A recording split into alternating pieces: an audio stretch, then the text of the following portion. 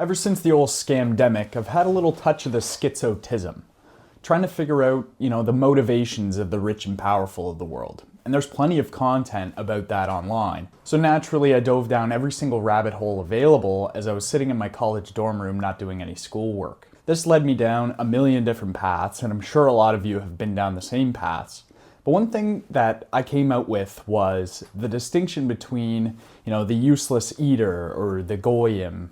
I don't know if I'm allowed to say that on YouTube. The profane, if you will, and the people in the know. I've certainly seen everything from religious motivations to, transhumanist motivations to occult motivations to hedonistic motivations. One thing's for sure is that everybody's so certain on what's going on, but everybody seems to contradict each other. And I think the only way that we can actually figure out the true motivations of these people is not to binge watch occult documentaries online, but is to stop with the goy slop, so to speak, to stop with the profane behavior. So when I think about, what should I be putting my time and mental energy in, there's so many different facets available to the goy. Now you could become a big sports fan, or you could become a pseudo athlete. You could try to be like a marathon runner or something like that, or you could go into art and try to be an artist, or you could get into more spiritual circles. And I've certainly delved into my fair share of these goy extracurriculars, must we say. But there are people with motivations out there affecting your life and affecting the lives of everybody around you, and you don't know what they are. No matter how hard you look, you'll always find contradictory information. So when this happens, I've learned to break it down to first principles. I've learned to, strip away all the noise, to stop listening to other people explain it to me, and to rely on my own information, knowledge, and intuition from bare bones, right?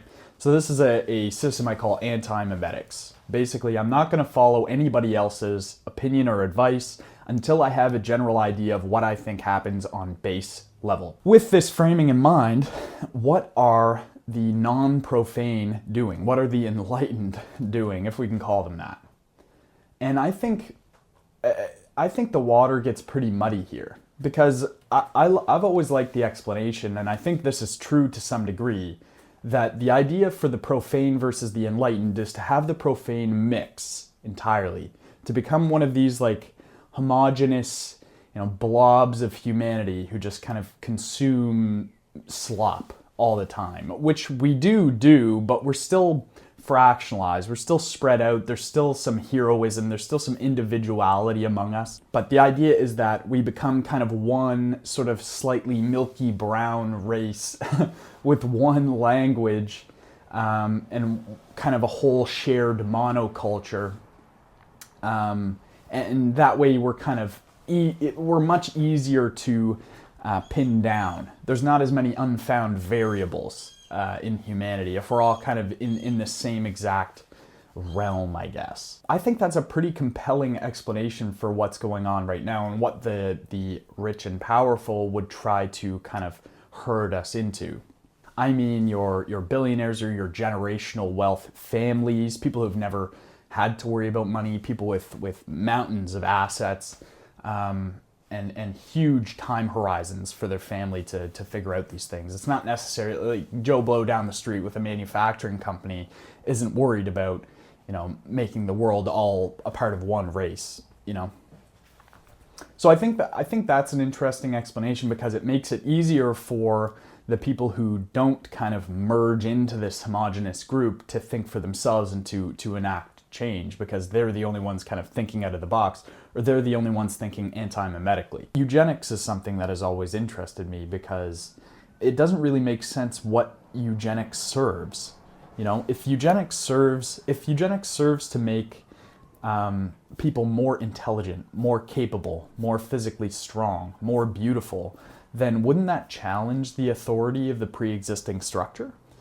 And in that sense, wouldn't it make more sense to eugenically design a subservient class of people, an uglier class of people, a dumber class of people, Maybe it is in terms of like severing the K-shaped economy, where you have one top U-shaped economy and one bottom N-shaped economy. So there's a two-tiered eugenic system. The bottom tier get shittier, more subservient, more dumb genetic quality, and the top U-shaped economy gets the intelligent, gets the beautiful, gets the, the capable eugenic qualities.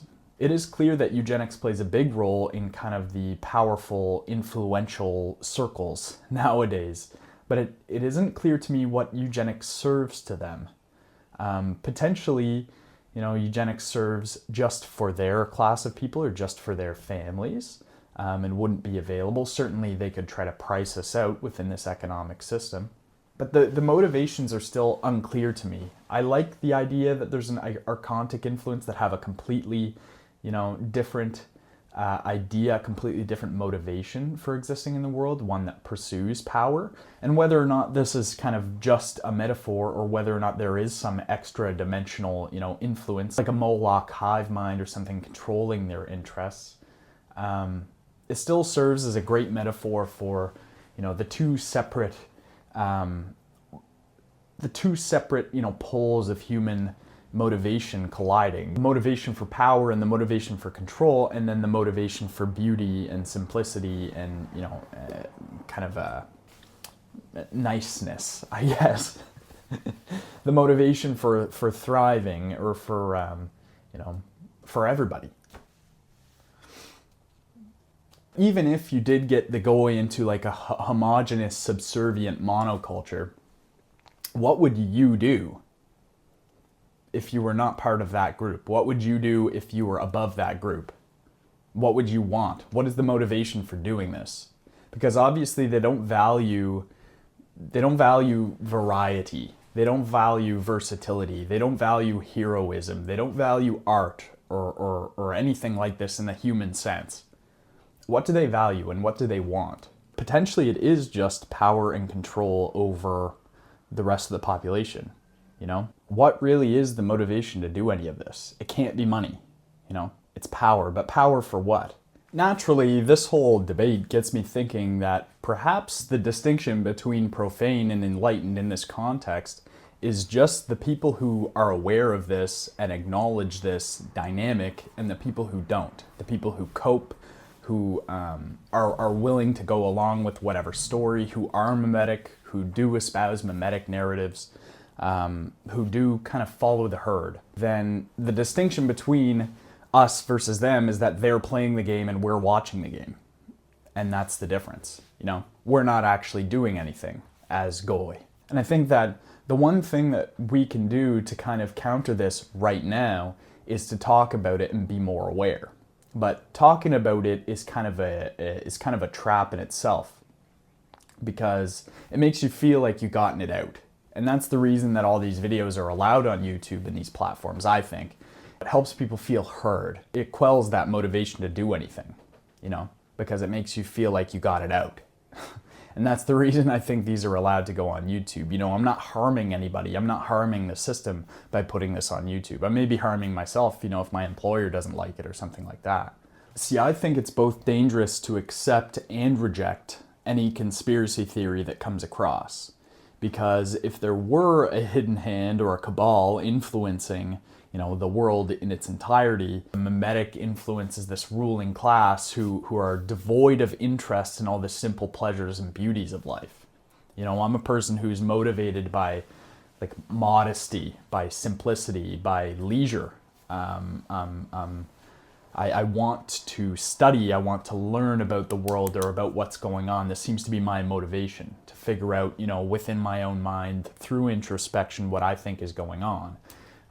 This is something that I do naturally, that I want to do. I don't have to force myself to think about these things. I don't have to force myself to enjoy a grapefruit or a kiss at sunset.